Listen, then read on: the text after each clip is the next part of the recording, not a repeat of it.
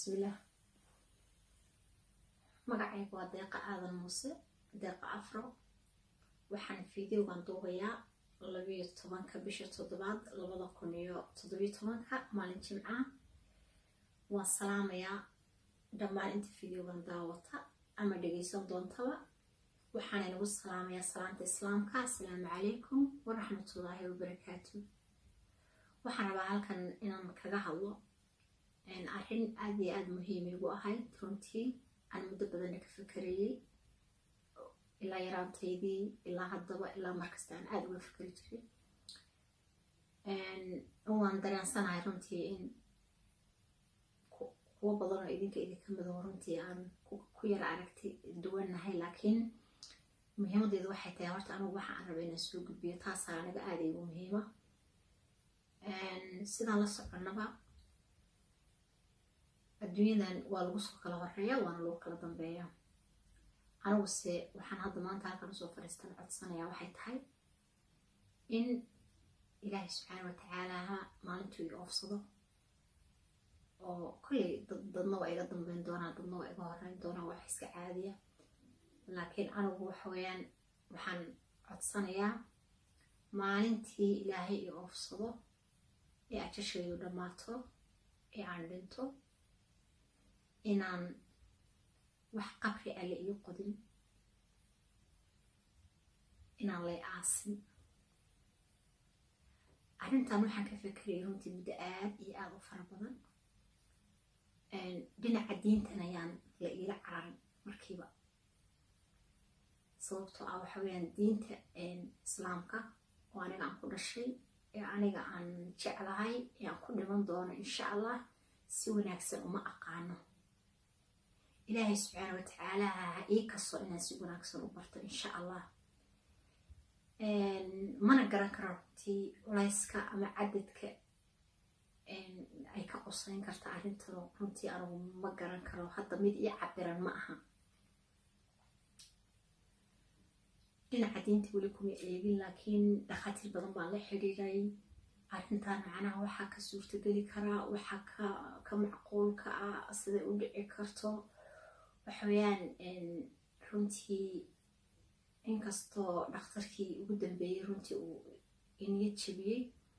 uu igu yiri adiga waxaad ka baqaysaa qabriga iyo waxaad ka baqaysaa ruux xabaalo, laakiin isagu siduu ii sheegay in isagu maxaa la yidhahdaay uu saxiixay markuu isagu dhinto in la gubi doono. subxaan allah. marka aniga ahaanteyda fikradeedu waxay tahay iyadoon wax diin ah meesheeda loogu tegin oo la ixtiraamayo oo maxaa la yidhahdaay aan diinta meesheeda loogu tegin, haddana in fikrad ahaan iyo maxaa kula system ahaan bal waxa arrintan ka suurtageli karaa in la eego. adduunka maxaa la yidhahdaay dhul la-aan kama jirto. adduunka dhul badan baa iska bannaan. dhul kasta wuxuu waddan kasta wuxuu leeyahay dhul aada u tiro badan oo lama degaana oo meydka la dhigi karo. meesha laga aasi lahaa in meydka meeshaas la dhigo. dhul kasta waddan kasta dhulka ka bannaan in meydka la dhigo. haddi kadib xitaa haddaa fiirisi systemka ay wax u socdaan waxa weeyaan dadka haddaad eegtid dadka sii gaboobaya iyo dadka soo dhalanaya, runtii waxaad moodaa dadka sii gaboobaya inay aada u tiro badan yihiin oo runtii ay aada u yaraatay dhalmadii iyo tarankii inuu hadda kadib xitaa aada isu yaraan doono. khaasatan hadda wadamadan reer galbeedkaan joogno inuu aada wixii isu yaraan doonaan. halkaasna ay fursad tahay oo runtii ay kasoo bixi karto dhul aada u tiro badan oo dadka dhinta la dhigo ama lagu kiib gareeyo meesha laga aasi lahaa. qaar baa oran doonato culayska soo food saaray ay ka sheekeynaysaa waa maxay. runtii anigu alxamdulilah rabbilcaalamiin waan caafimaad qabaa, laakiin soomaalida waxay tiraahdaa wixii aan la huraynin horaa loo qabsadaa. marka aniga waxay iga tahay wixii in hore loo qabsado unbay iga tahay, waana waxaan la huraynin, waana wax aniga igu taagan inaan wixii aniga fikirkayga aan ka dhiibto, maadaama waxaan anigu rabo weeyaan. anigu waxaan kasoo horjeedaa oon halkaan usoo fadhiyaa ma rabo qof kasta oo iga geeri dambeeya arrintan qusaysaa anigu in lay aaso diyaar uma ahi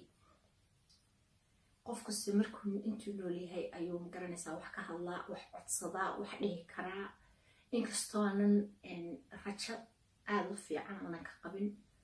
oo xitaa aniga hooyadii i dhashay oo adduunka ilaahay iigu jecel yaraan baanu ahay hooyadee labada daandhood bay iga jeceshahay cimrigeeda ilaahay ha rajiyo hadda kahor maraan weydiiyaan ku yidhi anigu hooyo ma doonayo haddaan dhintay ilay aaso aan ka dhaadhicin kari waayo waxay ugu tiri maa waxaa ka baxo dad iga horreysidna waan ku asturayo awalna maxaa la yidhahdaa aan qofba mar farta ka xiri jiray walaalo dad iga nolol dambeysad u sheeg dadka qabriga neebahay yaa lay gelin laakiin hadda maanta anaaba halkaan la soo fariistay ilaahayna taladan saaranaya insha allah inaan lay aasin oo aan dhulkaas anigu hadda aan ku dul qorxoonahay oo aan ku dhashay oo aan ku qurux badanahan joogo hoostiisa inaan lay gelin baan ilaahay ka barya dadka waxaan aad iyo aad ula yaabaa dadka xabaalaha inta soo kala yaacaan mar allaala marka qofku dhintaa waxaad arkaysaa waxsa usoo kala ordayo meelkiimadan la aqoono ma jarafadii balaayi horta waxay wax ku xabaalaan xagee u yaalaan waxaan dhihi lahaa naxariis darrada iska daaya qofku markuu dhinta xal kale hala keeno waxa weeyaan anugu hal gabar hadday imaydho isokay xitaa dadka mayra intay soo kala cararaan bay maxaa yidhaha dadka isugu tagaanoo jiidaan dadka meydka ah anigu waxaasoo dhan ma rabo barafuunada iyo cadarada aadka u udgoonna ma jecliya yaan laygu shubin surkana yaan layga xirin qabrina yaan lay gelinin qofkii qabri iyo qoda qabri igeliya maalinta yoomal qiyaamaan haystaa ma cafiin ajar iyo xasanaadna ka heli maysid xabaashayda qofkii ii soo ducaynaya ama si wanaagsan waxa weeyaan ii wanaajinaya deeskuud laakiin in aniga la xabaalo oo dad ciidigu wajiga iga shushubaan ma rabo subxaan allah ilaahay baan ka magan gala ilaahayna waxaan dacwo kaga ahay dadkiisa iyo qabriyada anigu khaasatan waxaa ninkii qofkii wuxuu yidhi qof baa yidhi baa layidhi qof aniga yiri dad iska reeb anigu waxa weeyaan arrinteeda aan ka hadlayaa waa taas ma rabo in lay aaso dhul qurux badan baan ku dhashay waxa weeyaan xitaa dhulka aadaan cabirto oon dhulkayga aan dib ugu noqdo meesha aniga aan ku dhashaan jeclaan lahaa in geed lay saaro anigu waxaan ku dhashay meel booq la yidhaahdo dhinaca Ethiopia ah hooyo ku dhalatay aabahay booduu ku dhashay dhulkaas aan sheegaya dhul aad u kala fog ma aha dhul maxaa la yidhahdaa hawd aweeye geedo badan leh roob baa ku da-a maalin kasta maasha allah waa cadar kulayl male dhulkaas geed halay saaro qofkii iga dambeeya ayay arrintan qusaysaa aniga ilaa xabaalo ma rabo ilaahay baan ka magan galay ajar iyo xasanaad ka heli maysid dadka xabaalo waxaan oran lahaa naxariistu ha idigu soo duxdo weligaya allah xitaa dhurwacyo yaroo korkayga saaran xitaa gacanteyda uma quureyn aan ku dilo iska mid ah qof la xabaaleen wallaahi wixii dusheeda saaran cayayaan taan qof inaan dhaamaane inaa xitaa gacan ku taabta lagama yaabo naxariistu ha idigu soo degto dadka yaan la xabaale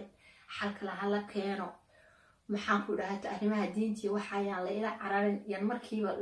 la ila boodin arrinteedu saas weeye way caddahay waxa aan nabcaan ka hadlayaa waxa aanan rabin baan sheegayaa ajiriya xasanaad ka heli maysaan qofkii maanta iduuga oo maxaa la dhahdaa ila soo kala waji ciiliga shaba ilaahay baan ka magan gal surkan ayaa mara la iga xiro waa nacbahay ajarna ka heli maysid haddaan idin sheegaya maalintaa dhinto ajar iyo xasanaad toona ka heli maysaan aqranada haystaa dad aastaan oo qabrigaas dhulkaas hay gelinina geedkaas halay saaro dhulka geed halay iga samro xaafadahaas halay geeyo meesha aan ku dhashay irjiciil al-azalimi carabta oran jirta xagga halay geeyo way ka codsanayaa qof kasta oo iga nolol dambeeyana arrintaas qusaysta video wuxuu qusayaa maanta halka la fadhiya qof kasta oo iga nolol dambeeyo qof kasta oo iga nolol dambeeya oo aniga videogaas daawado kan daawan ma qusayso laakiin kii videogaas daawado oo aniga halkaas anoo soo fadhiya ee arkow maalintii aan dhinto waxa weeyaan asxaabtana waxaan leeyahay hadda bay yidhahdaa deeqa adduunka kaale kusoo wareega xaggan iyo xaggan maalintaasaan wareeg u baahanahay maalintaas diyaaradaha lay saaro xaligii meeshaas geed ha lay saaro halayga soo wado geedka korkiisa hala ii firaasha hala ii geeya raka hala ii sameeyo wax geedaa lagu sameeyo waa codsi ku socda qof kasta oo iga nolol dambeeya asalaamu calaykum waraxmatullaahi wabarakaatu qabriga waa necbahayaan lay gelina